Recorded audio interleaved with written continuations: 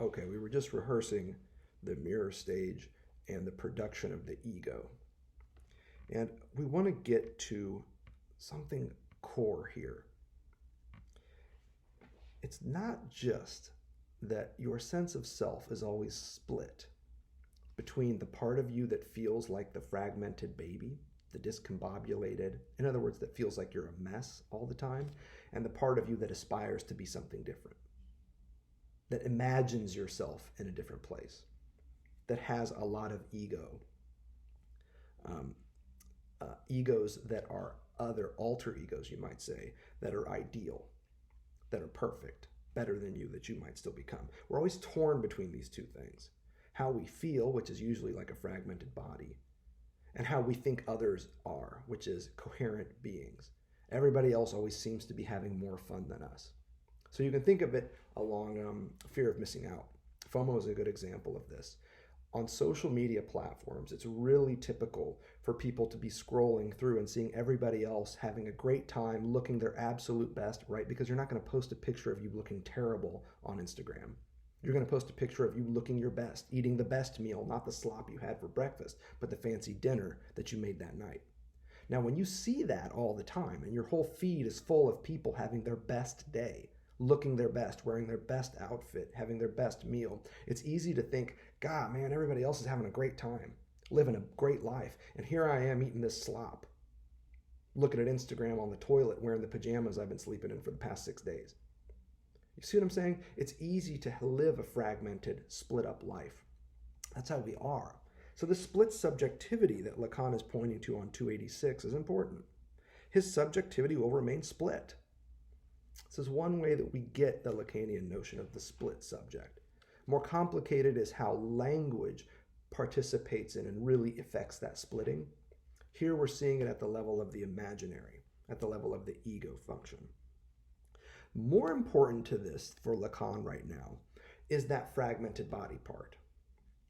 And he says part of the reason why the baby, as they look in the mirror, feels that they are fragmented and discombobulated is because they are. They truly do lack motor skills. They lack motor coordination, as he says on 286. This is stemming, he says, toward the bottom of the page, from the impotence proper to the prematurity of birth. Now, this is something true about humans. We are all born prematurely, to such an extent that there's this notion of the fourth trimester, which is the first 3 months of infancy after birth. And the reason why it's called the fourth trimester is because this kid really should be still in utero. Our species delivers babies prematurely, largely on account of hip size and head growth. So it behooves the species to have the babies delivered early, because otherwise you'd have a bunch of dead moms. That's effectively what's going on here. It would be dangerous for a child to remain in utero to 12 months. It'd be dangerous for the mother. It's dangerous enough for the mother to have a baby born at 9 months. So the species has evolved in a way that has the babies come out earlier while they're still small enough to squeeze through the birth canal. Now, what that means, though, is that the newborn infant requires an intense amount of care because it's effectively born prematurely before it would really be able. And even after that, it takes years to get a kid to where they're not almost completely dependent on the parent. Lacan thinks this is something very important, this prematurity of birth. And what he wants to say about this is a very interesting move. You don't see him make this move very often, but he connects it to death. Not life, but death. Because the type of immobility, the type of discombobulation, the lack of motor coordination, what we see in early infants, are not exactly, from Lacan's point of view, bodies on the verge of life, but bodies that are always on the verge of death. Because if you have an infant and you put it in the corner and you walk away, you can be gone for a minute, 10 minutes, an hour, a week, a year, the baby is still going to be there. It can't go anywhere. It lacks complete motor coordination, which is what we know about the human form. In order to be human, you have to be embodied. And that body, when it first emerges, requires intense amounts of care from others. Care is the second crucial element that results in a human being. The third element is death. The body you were born into that received copious amounts of care must also perish. All three of these elements have to be in place to be human. What Lacan wants to say is that early stage of infancy, this prematurity at birth, is a kind of dying, which is a weird thing to say, because you say, oh, this is a child at the beginning of their life. Lacan is saying, yeah, but the beginning of their life is tinged with death. They're always on the verge of dying because they require such amounts of care. Notice how he puts this. Bottom of 286, top of 287. There is, in effect, no other reality behind the new prestige the imaginary function takes on in man than this touch of death, whose mark he receives at birth. A touch of death received at birth and experienced at the level of fragmentation. What Lacan refers to, going down on 287, toward the end of that paragraph, as a mortal signification. This is going to be important. It's going to be something that is important for the analyst as this essay unfolds. So there's something in here about death, and that's where Lacan wants to turn next. With this mortal reality, he refers to it at the bottom of page 288. And now he's going to connect it to the death instinct,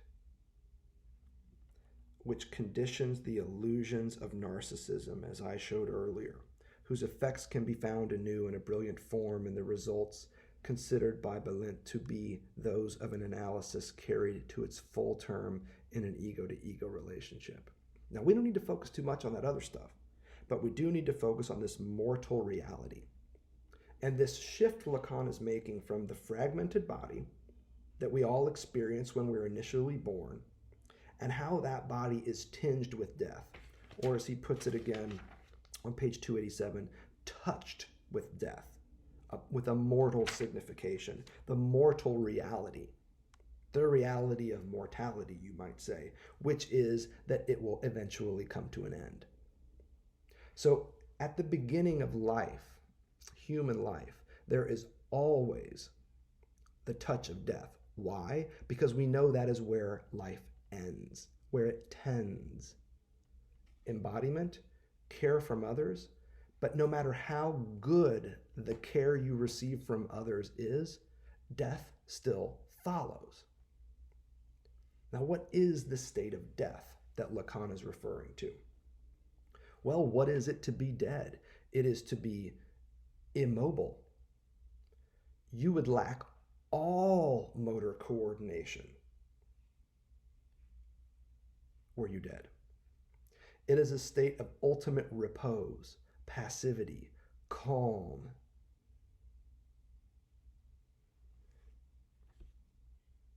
It is almost like a pre-life state. Here, though, we're talking about the post-life experience when you don't just lack a lot of motor coordination as the baby does. Death is like the perfection of the baby. You lack all motor coordination because you're dead. In fact, rigor mortis is what we're talking about here. Even were somebody to animate you and try and move your body would become stiff. That's partly why we call a dead body a stiff, or somebody who is like really dull, a stiff. Stiff because they lack all motor coordination. This is the ultimate fragmented body. But noticeably, it's one that is not angsty about it. It is a body also at peace, at rest, which is why we say RIP, rest in peace.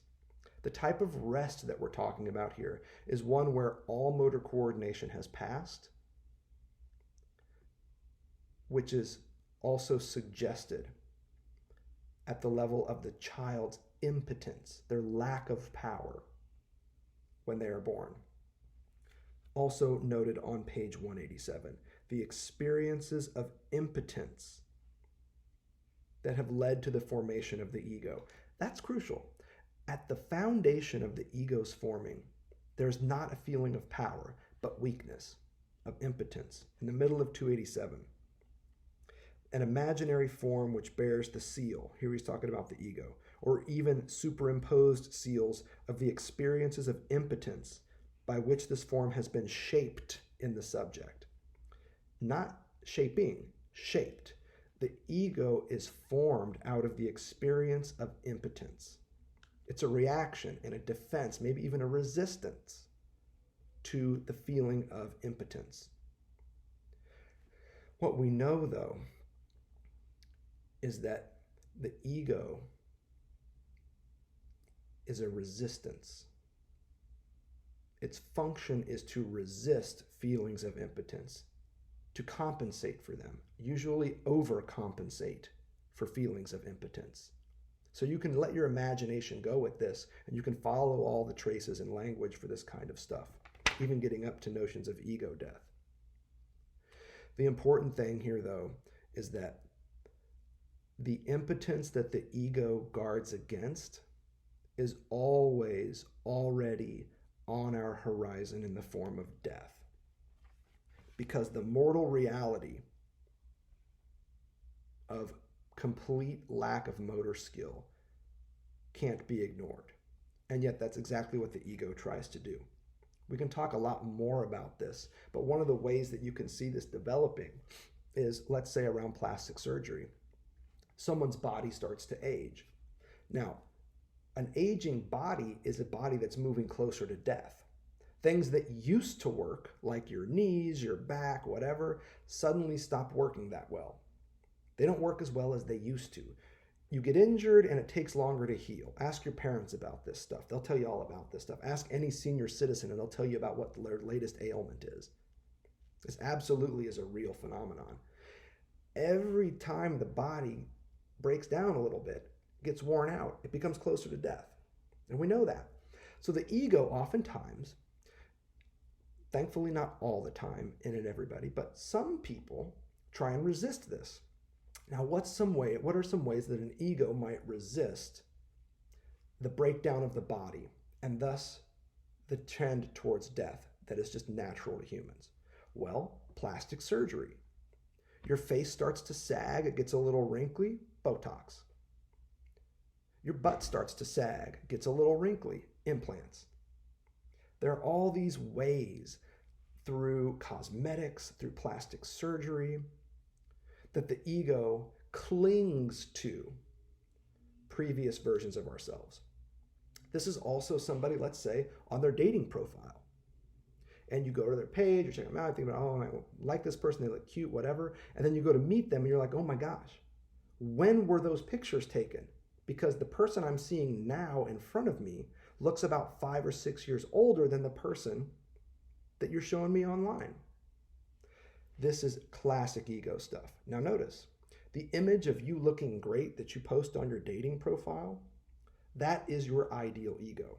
That's the version of you that you think is great.